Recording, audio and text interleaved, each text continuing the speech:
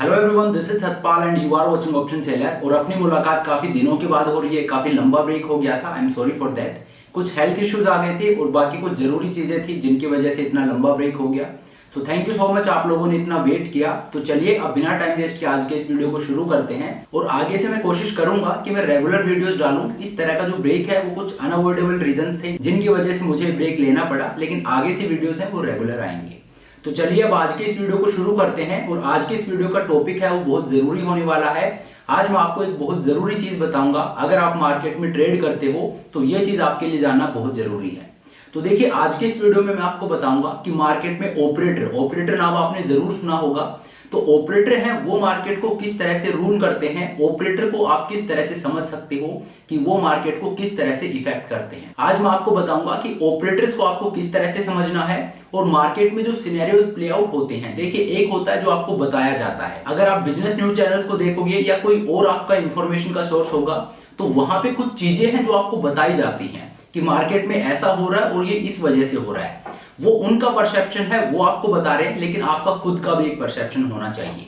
जो चीज एक न्यूज चैनल आपको बताता है या कोई भी इंफॉर्मेशन का सोर्स आपको बताता है वो इंफॉर्मेशन सभी के पास होती है, वो आपका व्यू नहीं है। लेकिन आपका खुद का मार्केट को लेके एक व्यू होना चाहिए। आपको किसी ने कोई इंफॉर्मेशन दे दी है या आपको बता दिया है कि मार्केट में इस तरह से चीजें प्ले आउट होती हैं, इसका मतलब ये नहीं है कि आप बिल्कुल उसी को फैक्ट मान के चलें। आपका खुद का एक व्यू होना चाहिए, आपकी खुद की एक समझ होनी चाहिए कि मार्केट में चीजें किस तरह से प्ले आउट होती हैं और उन चीजों को आप किस तरह से इंटरप्रेट कर सकते हैं। आप चीजों को खुद इंटरप्रेट कीजिए कि मार्केट में ये जो चीज हो रही है इसके पीछे की स्टोरी क्या हो सकती है। जो आपको बताया है हो सकता है वो गलत हो और स्टोरी कुछ और हो। तो ये चीज मैं आज आपको क्यों बता रहा हूं, ये जो वीडियो है ये थोड़ा सा अनऑर्थोडॉक्स है, लेकिन मैं आपको समझाना चाहता हूं कि मार्केट में किस तरह से चीजें होती हैं, कैसे चीजें हो सकती हैं। देखिए जो चीज मैं आज आपको बताने जा रहा हूं जरूरी नहीं है कि मार्केट में उसी तरह से वो चीज हो रही है, लेकिन ये आपको एक अलग एंगल देगी, सोचने का एक नजरिया आपका बदलेगी कि मार्केट में चीजें इस तरह से भी हो सकती हैं। जो स्टोरी आपको दिखाई जा रही है, जो प्रेजेंट की जा रही है, हो सकता है रियल स्टोरी है वो बिल्कुल उससे अपोजिट हो। तो ये चीज मैं आज आपको समझाने की कोशिश करूंगा। इस वीडियो को पूरे फोकस और अटेंशन के साथ देखिए। तो आज मैं आपको एक एग्जांपल के साथ समझाने जा रहा हूं और ये एग्जांपल होने वाला है अडानी ग्रुप का। देखिए अडानी ग्रुप का जैसा कि आपको पता है, अडानी ग्रुप के जितने भी स्टॉक्स हैं वहां पे काफी हैवी गिरावट हुई है। एक रिपोर्ट जो कि हिंडनबर्ग की तरफ से आई थी, उसके बाद अडानी के जितने भी स्टॉक्स हैं उनमें काफी हैवी गिरावट हुई है और जितने भी इन्वेस्टर अडानी के थे उनको काफी हैवी लॉसेस हो रहे हैं। तो यहाँ पे अब हम इस पूरे कॉन्टेक्स्ट को समझने की कोशिश करते हैं कि क्या हमें दिखाया जा रहा है और क्या असल में रियल पिक्चर हो सकती है। तो देखिए सिंपली अगर हम देखेंगे तो दिखने में क्या हो रहा है कि अडानी के स्टॉक्स है वो काफी गिर चुके हैं और वहां पे जो अडानी ग्रुप है उसको काफी अच्छा खासा लॉस हो रहा है। जहां पे गौतम अडानी जो कि सेकंड रिचेस्ट पर्सन थे अब वो टॉप 20 लिस्ट से भी बाहर हो चुके हैं। तो दिखने में जो पिक्चर सामने आ रही है वो ये है कि एक रिपोर्ट आई थी और उसके बाद से अडानी के स्टॉक्स इतने ज्यादा गिर गए हैं कि अडानी ग्रुप के जो मालिक है वो टॉप 20 की लिस्ट से भी बाहर हो चुके हैं। लेकिन रियल पिक्चर क्या हो सकती है वो मैं आपको समझा रहा हूं। अब देखिए जरूरी है कि जो चीज मैं आपको बता रहा हूं ये बिल्कुल सही ही है, लेकिन मैं सिर्फ आपको यह समझाना चाहता हूं कि मार्केट में इस तरह से भी होता है। ये भी आपका एक नजरिया होना चाहिए मार्केट को देखने का कि जो चीज मुझे दिखाई जा रही है इसके अलावा और क्या पॉसिबिलिटी है और क्या हो सकता है। तो देखिए ऑपरेटर जो होता है, ऑपरेटर कौन होता है? कोई भी ट्रेडर या इन्वेस्टर जिसके पास इतना पैसा है कि वो मार्केट को इन्फ्लुएंस कर सके, मार्केट को हिला सके, उसी को ऑपरेटर बोलते हैं। ऑपरेटर ऐसा नहीं है कि वो कोई इंस्टीट्यूशन है, कोई बहुत स्पेशल इंसान है। ऑपरेटर बेसिकली कोई भी हो सकता है। अगर आपके पास इतना पैसा है कि आप एक स्टॉक को मूव कर सको अपने दम पे तो आप भी एक ऑपरेटर हो। तो यहाँ पे अडानी ग्रुप में जो क्रैश आया है हिंडनबर्ग की रिपोर्ट के बाद, उसको हम किस तरह से इंटरप्रेट कर सकते हैं, क्या पॉसिबिलिटी हो सकती है जो हो रहा है उसके अलावा, उसको आज हम समझने की कोशिश करते हैं। तो देखिए यहाँ पे दो चीजें हो सकती हैं। एक तो जो हो रहा है कि हिंडनबर्ग की एक रिपोर्ट आई और उस रिपोर्ट में काफी खुलासे हुए और उसके बाद से अडानी ग्रुप के जितने भी स्टॉक्स हैं उनमें क्रैश आना शुरू हो गया। लेकिन दूसरी पॉसिबिलिटी ये भी हो सकती है कि जो ऑपरेटर है जिसका पैसा यहाँ पे लगा है उसने अपना प्रॉफिट बुक किया हो। देखिए अगर आप पिछले 2-3 साल को उठाकर देखेंगे तो अडानी ग्रुप के जितने भी स्टॉक्स हैं उनमें काफी तेजी आई है। उनमें अगर आपने पैसा लगाया था तो आपका पैसा कई टाइम्स हो चुका है। चाहे अडानी का आप कोई भी स्टॉक उठा के देख लीजिए, आपको हर एक स्टॉक में प्रॉफिट ही हुआ होगा अगर आपने अडानी के स्टॉक्स में पिछले 2-3 साल में इन्वेस्ट किया है। तो यहाँ पे जो ऑपरेटर है हो सकता है उसने प्रॉफिट बुकिंग की हो। अडानी ग्रुप में सबसे बड़ा ऑपरेटर कौन हो सकता है ये आप सभी जानते हो। तो हो सकता है कि उसने अपना प्रॉफिट बुक किया हो और उस प्रॉफिट बुकिंग से ये गिरावट आई हो। और साथ ही आप टाइमिंग को भी देखिए, किस टाइम पे अडानी ग्रुप में एक क्रैश आया है। चाहे आप इसको क्रैश बोलिए, चाहे आप इसको प्रॉफिट बुकिंग बोलिए, मुझे लगता है ये प्रॉफिट बुकिंग है। ये किस टाइम पे आई है उस टाइमिंग को भी देखिए। नेक्स्ट ईयर इलेक्शन है, इलेक्शन से ठीक पहले और ये प्रॉफिट बुकिंग अडानी ग्रुप में आई है। तो ये सारी चीजों को अगर आप ऊपर से देखते हो तो आपको समझ आता है कि मार्केट में हमें दिखाया क्या जा रहा है और मार्केट में असल में हुआ क्या है। अडानी ग्रुप में जो क्रैश आया है इसके पीछे की और पॉसिबिलिटी क्या हो सकती है वो आपको थोड़ी सी दिखेगी। तो देखिए नेक्स्ट ईयर इलेक्शन है और इलेक्शन से ठीक पहले अडानी के ग्रुप में एक क्रैश आया है और यहाँ पे जितने भी अडानी के स्टॉक्स हैं सभी में एक हैवी गिरावट हुई है और वो गिरावट हिंडनबर्ग कंपनी की एक रिपोर्ट के बाद हुई है। अब देखिए हिंडनबर्ग कंपनी है वो 2017 में शुरू हुई थी, मतलब बहुत ज्यादा पुरानी कंपनी नहीं है और उस कंपनी की एक रिपोर्ट ने अडानी ग्रुप जैसे ग्रुप के सभी स्टॉक्स को क्रैश कर दिया। तो ये भी मेरे लिए डाइजेस्ट करना थोड़ा सा मुश्किल है। अगर स्टॉक्स में 10-20% की गिरावट आती तो समझ में आता है, लेकिन अगर स्टॉक 70-75% तक टूट जाते हैं तो वहां पे लगता है कि कुछ गड़बड़ है। तो यहाँ पे मुझे लगता है कि एक प्रॉफिट बुकिंग है। पिछले 2-3 साल में स्टॉक्स का प्राइस इतना ऊपर जा चुका था और क्योंकि नेक्स्ट ईयर इलेक्शन है तो it was the right time जहां पे प्रॉफिट बुकिंग आनी थी। तो जो ऑपरेटर है उसने यहाँ पे प्रॉफिट बुकिंग की है और उस प्रॉफिट बुकिंग का ये असर है कि स्टॉक्स इतने हैवीली गिरे हैं। तो सबसे पहली बात मुझे लगता है कि क्रैश नहीं है, ये प्रॉफिट बुकिंग है। जो ऑपरेटर है अडानी ग्रुप में उसने यहाँ पे प्रॉफिट बुकिंग की है। अब आपका यहाँ पे सवाल होगा कि कोई अपनी ही कंपनी के स्टॉक्स को क्यों गिराएगा, अपनी कंपनी के स्टॉक्स की वैल्यू कम क्यों करेगा। तो इसका मैं आपको जवाब देता हूं।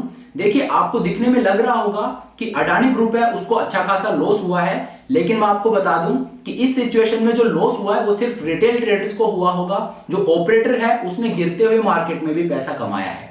कैसे, मैं आपको समझाता हूं। देखिए मान लीजिए आपके पास कोई स्टॉक है जो अभी 1000 रुपीज पे ट्रेड कर रहा है और इस स्टॉक को आपने कितने रुपए में खरीदा था, 100 रुपीज में।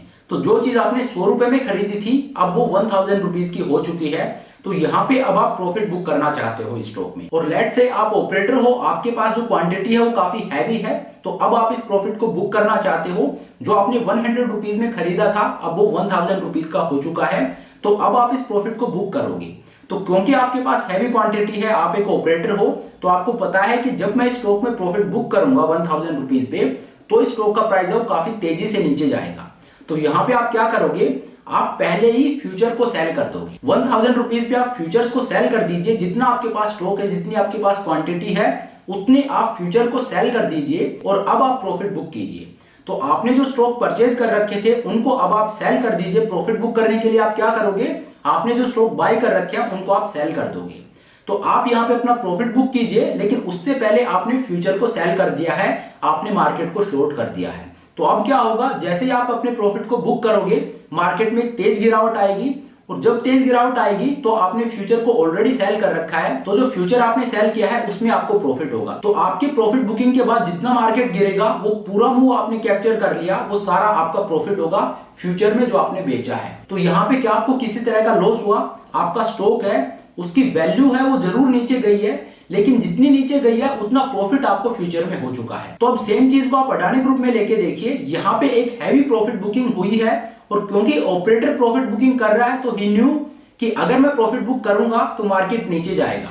तो मार्केट नीचे जाएगा दैट मींस उसने मार्केट को शॉर्ट किया होगा और क्योंकि मार्केट को शॉर्ट किया है और प्रॉफिट बुकिंग के बाद मार्केट में एक हैवी गिरावट आई है, तो जितनी भी गिरावट मार्केट में आई है वो सारा उसका प्रॉफिट है। जो उसने मार्केट को शॉर्ट किया, जो शॉर्ट सेल मार्केट को किया है उसमें वो सारा उसका प्रॉफिट है। तो स्क्रीन पर अगर आप देखोगे तो वैल्यू है स्टॉक्स की वो काफी नीचे चली गई है, लेकिन गिरते हुए मार्केट में भी ऑपरेटर ने पैसा कमाया है और साथ ही प्रॉफिट बुकिंग तो उसने की ही है। तो यहाँ पे क्या हुआ है, ठीक इलेक्शन से पहले अपना प्रॉफिट भी बुक कर लिया और स्टॉक्स की वैल्यू जितनी नीचे गई है उतना प्रॉफिट ऑलरेडी कमा चुका है मार्केट को शॉर्ट सेल करके। तो यहाँ पे जो लॉस हुआ है वो सिर्फ रिटेल ट्रेडर्स को हुआ है, जो इन्वेस्टर है उनको लॉस हुआ है, जो ऑपरेटर है उसको यहाँ पे किसी तरह का कोई लॉस नहीं हुआ है। हाँ आप ये बिल्कुल कह सकते हो कि गौतम अडानी है वो सेकंड रिचेस्ट से और टॉप 20 की लिस्ट से भी बाहर हो चुके हैं, लेकिन अगर आप मुझसे पूछें तो अडानी ग्रुप ने इस गिरते हुए मार्केट में भी अच्छा खासा पैसा बनाया है।